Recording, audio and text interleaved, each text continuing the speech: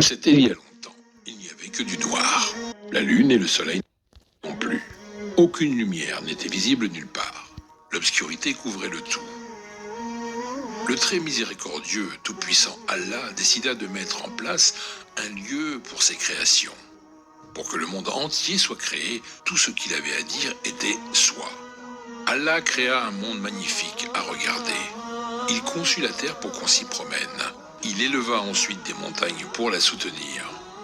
Il fit un canopé du ciel au-dessus de la terre. Il orna ce ciel de 2 jolis bijoux, la lune et le soleil. Le soleil offre le jour pendant que la lune émane de la nuit. Le tout selon ses commandements. Par la suite, Allah décora le ciel avec de nombreuses étoiles et leur ordonna de briller radieusement la nuit, afin que les voyageurs puissent obtenir de l'aide afin de trouver leur chemin. Le ciel a d'innombrables étoiles. Pourtant, elles ne sont pas toutes les mêmes. Certaines d'entre elles sont très petites et d'autres sont très puissantes.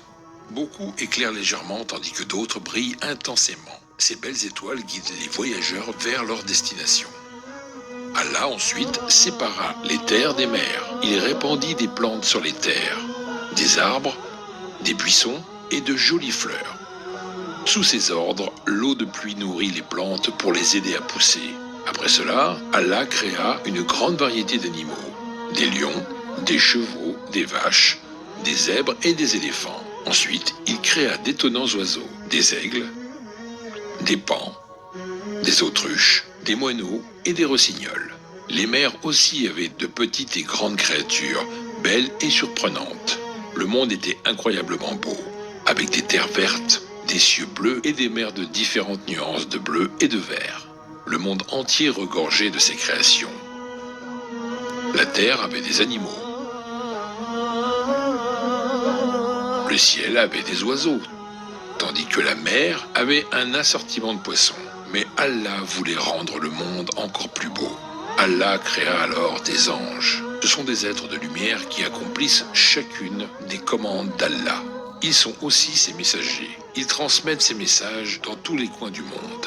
Ils s'assurent que le monde entier fonctionne selon les ordres d'Allah. Les vents soufflent là où ils sont nécessaires, quand on en a besoin.